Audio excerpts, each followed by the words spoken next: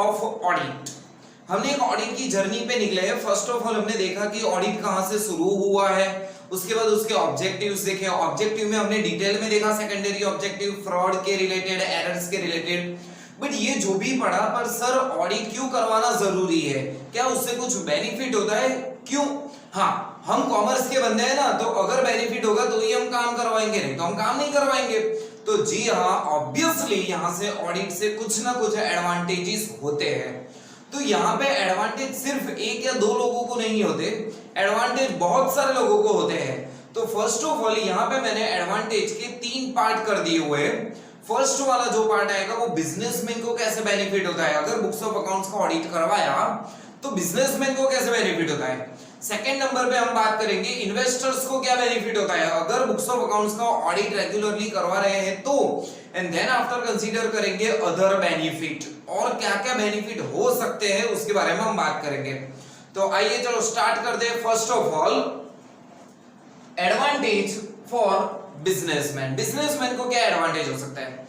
Normally जो business करते हैं उन लोगों का इंटेंशन क्या होता है कि मैं कहीं से पैसे इन्वेस्ट करूं और उसमें से मैक्सिमम रिटर्न अचीव करूं।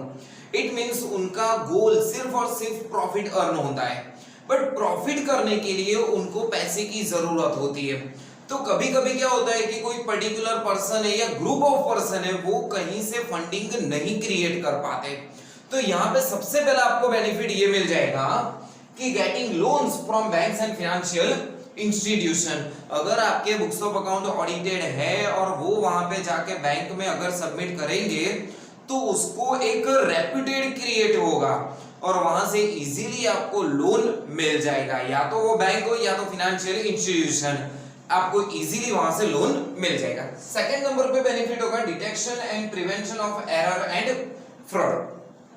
कोई भी बिजनेसमैन ये नहीं चाहता कि उसके बिजनेस में कुछ ना कुछ एरर या फ्रॉड हो। हर एक बिजनेसमैन ऐसा चाहता है कि मेरा जो बिजनेस है ना वो free of errors and fraud हो। तो यहाँ पे डिटेक्शन और प्रिवेंशन मींस अगर आपको फाइंड आउट करना है कैसे डिटेक्ट करना है एरर, कैसे फाइंड आउट करनी है, कैसे उसको कंट्रोल करना है, प्रिवेंट करना है, तो यहाँ पे आपको ऑडिट की जरूरत होती है। अगर आप रेगुलरली ऑडिट करवाते हो तो ऑब्वियसली आप इजीली फ्रॉड और एरर को इजीली डिटेक्ट और प्रिवेंट कर सकते हो। Then after next, audited accounts believe to be true by the income tax department and government department. Obviously जब वहां पे ऑडिट होता है, चार्टर्ड अकाउंटेंट की साइन होती है, तो वो एज ए ट्रू एविडेंस गिना जाता है। मींस जो भी बुक्स ऑफ अकाउंट में लिखा है वो एकदम true and fair view show कर रहा है, ऐसा हम उसको कह सकते हैं। 100% श्योरिटी वाला है ये बुक्स ऑफ अकाउंट। तो ये भी एक बेनिफिट है। अगर हमने इनकम टैक्स डिपार्टमेंट या गवर्नमेंट किसी भी डिपार्टमेंट में हम सबमिट किया होगा और वो बुक्स ऑफ अकाउंट अगर ऑडिट किया है तो ऑब्वियसली वहां पे हमको कुछ ना कुछ बेनिफिट हो जाएगा। Then after useful for fire claim. Fire claim में कैसे यूजफुल होगा हमारा बुक्स ऑफ अकाउंट से, ये भी देख लेते हैं अगर ऑडिट हुआ है तो। सपोज मेरा बिजनेस है, मेरे बिजनेस में किसी ना किसी तरीके से सपोज शॉर्ट सर्किट की वजह से आग लग गई। जो आग लगी उससे मेरे को बहुत सारा लॉस हुआ, जो भी सारे गुड्स थे, असेट थे, सारे डिस्ट्रॉयड हो गए। बट यहाँ पे क्या, मेरे पास अगर मेरे बुक्स ऑफ अकाउंट ऑडिटेड है तो वहां पे मैं देख सकता हूँ क्लोजिंग स्टॉक कितना है। मतलब मेरे बुक्स ऑफ अकाउंट्स में इजीली शो करेगा कि यस इतना आपके पास स्टॉक था, तो मैं इंश्योरेंस कंपनी से क्लेम कर सकता हूं कि यस मेरे पास इतना स्टॉक था जो जल चुका है पूरा। तो इसके लिए मैं क्लेम भी अचीव कर पाऊंगा इजीली। देन आफ्टर बेनिफिट क्या होगा, useful for getting agency and franchisee. अगर मेरे को एजेंसी और फ्रेंचाइजी लेनी है या तो फिर प्रोवाइड करनी है, तो अगर मेरे बुक्स ऑफ अकाउंट परफेक्ट है, रेडी है ना, तो मैं इजीली किसी को भी फ्रेंचाइजी या एजेंसी प्रोवाइड भी कर पाऊंगा। कोई भी मेरे फर्म में इंटरेस्ट डालेगा कि यस सर के बुक्स ऑफ अकाउंट जो है ना वो परफेक्टली है, तो इस एजेंसी को लेने में कोई भी प्रॉब्लम नहीं होगा। ये भी एक बेनिफिट होगा। Build the reputation. बिजनेसमैन के लिए एक रेपुटेशन क्रिएट होता है जब पता चलता है कि yes this books of accounts are audited by chartered accountant. Then public के दिमाग में क्या होगा पता है कि एक अच्छी इमेज क्रिएट होगी जिससे एक रेपुटेशन बनती है बिजनेसमैन की। Then after last accounting staff maintain books of account up to date. Simple वाला पॉइंट है ये। तो यहाँ पे सिंपल देखने जाए, हम भी जब स्कूल में पढ़ते थे ना, तो बुक्स कब रेडी करते थे, जब पता है कि इंस्पेक्शन होने वाला है या तो फिर ओरल है। इन शॉर्ट, जब भी टीचर्स बोले कि चलो भाई बुक्स आप लोगों की चेक होने वाली है नेक्स्ट वीक, तो वो पूरा वीक हम बैठ के बुक रेडी करते थे। सेम टू सेम बिजनेस में होगा। अगर बिजनेस के अकाउंटिंग स्टाफ को बताए कि यस यहाँ पे ऑडिट होने वाला है, तो वो लोग क्या करेंगे, टाइम टू टाइम अपना बुक्स ऑफ अकाउंट जो भी होंगे ना, वो अप टू डेट रेडी रखेंगे। ये हो गई बात बिजनेसमैन को क्या क्या बेनिफिट है वो वाला पॉइंट। बट बिजनेसमैन के अलावा सेकंड नंबर पे हम बात करें तो इन्वेस्टर्स को भी बेनिफिट होता है। हम सब लोगों को पता है कि जो जॉइंट स्टॉक कंपनी है वहां पे ओनरशिप एंड मैनेजमेंट का सेपरेशन है। मींस ओनरशिप किसकी है, तो कि शेयर होल्डर्स की ओनरशिप है। और जब मैनेजमेंट कौन कर रहा है, तो कि बोर्ड ऑफ डायरेक्टर्स मैनेज कर रहे हैं बिजनेस को।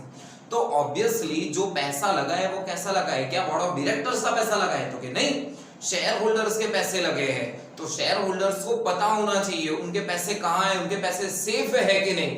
तो first of all protect interest of share holders, means share holders के जो पैसे हैं, जो इंटरेस्ट है, जो सेफ्टी है, उसको ध्यान में रखा जाता है। उससे भी बेनिफिट मिल जाएगा आपको। It impose moral check of management. Management कैसे वर्क कर रहा है ना, वो भी आपको यहाँ पे इजीली पता चल जाएगा। क्या मैनेजमेंट कुछ ना कुछ गलतियां कर रहा है, इंटेंशनली अनइंटेंशनली, उसकी मोरल चेकिंग भी हो जाएगी यहाँ पे ऑडिट की तरह। Proper valuation of investment assets and liabilities. अगर कोई भी बिजनेस में चलो मान लो कि ऑडिट हो ही नहीं रहा, तो क्यों हम इन्वेस्टमेंट की वैल्यू करेंगे, क्यों हम असेट की वैल्यूएशन क्रिएट करेंगे, क्यों हम लायबिलिटी को वैल्यूएशन करेंगे। अगर ऑडिट हो रहा है तो हम प्रॉपरली असेट है, इन्वेस्टमेंट से लायबिलिटी की सारी इवैल्यूएशन कर सकते हैं। Then after securities of the assets, पता है हम लोगों को चलो इनवर्ड आउटवर्ड बिजनेस में क्या रहा है, उसकी सारी एंट्री हमारे पास बुक्स ऑफ अकाउंट्स में होती है। बट ये हम बुक्स ऑफ अकाउंट मेंटेन ही ना करें या तो फिर ऑडिट ही ना करवाए, तो क्या पता चलेगा कि बिजनेस में कौन सी असेट जा रही है या फिर बिजनेस में आ रही है असेट, या तो कहीं ना कहीं से फ्रॉड या कुछ भी हो, वहां से असेट को गायब किया जा रहा है। अगर ऑडिट होता है तो ये हम इजीली डिटेक्ट कर पाएंगे। Then after report to the shareholders about the fact behind the books of accounts. कभी कभी क्या करते हैं जो बिजनेसमैन होते हैं या तो कोई फर्म होती है, जो कंपनी होती है, उनके बोर्ड ऑफ डायरेक्टर्स कुछ ना कुछ रीजन की वजह से अपने जो बिजनेस के जो बुक्स ऑफ अकाउंट्स होते हैं ना, उसको या तो अपवर्ड में दिखाते हैं, मींस जो एक्चुअल परफॉर्मेंस है उससे हायर दिखाते हैं, otherwise may be sometimes they show lower performance. क्यों सर ऐसा, वो कुछ ना कुछ उसके पीछे कुछ ना कुछ राज होते हैं। फॉर एग्जांपल, अगर वो बिजनेस में प्रॉफिट हाई दिखाएंगे तो ऑब्वियसली मार्केट में शेयर के प्राइस बढ़ेंगे और हायर प्राइस से वो शेयर्स जो होते हैं उनके पास वो इजीली सेल कर सकते हैं। कभी कभी लोअर प्राइस से भी दिखा सकते हैं। सेम ऑपोजिट वे पे देखने जाए तो मार्केट में शेयर्स के प्राइस कम होंगे और उसी प्राइस से वो परचेज भी कर लेंगे। अदरवाइज ऐसा भी उनके दिमाग में लॉजिक होता है कि चलो टैक्स इवाजन मींस टैक्स कम किया जाए, रिड्यूस किया जाए किसी ना किसी तरीके से। तो ओरिजिनल अगर ऑडिट हो रहा है तो पता चल जाएगा कि बोर्ड ऑफ डायरेक्टर्स ने मींस अकाउंटिंग स्टाफ ने किया क्या है, यहाँ पे उनके पीछे जो बुक्स ऑफ अकाउंट तैयार हुए उनके पीछे का फैक्ट क्या है, वो इजीली शेयर होल्डर्स तक डिलीवर कर पाएंगे। एंड एट लास्ट बात करते हैं अदर बेनिफिट। फर्स्ट वाला हो गया बिजनेसमैन को क्या क्या बेनिफिट हो रहा है, देन आफ्टर सेकंड हमने बात की इन्वेस्टर्स के related, and then after other benefit.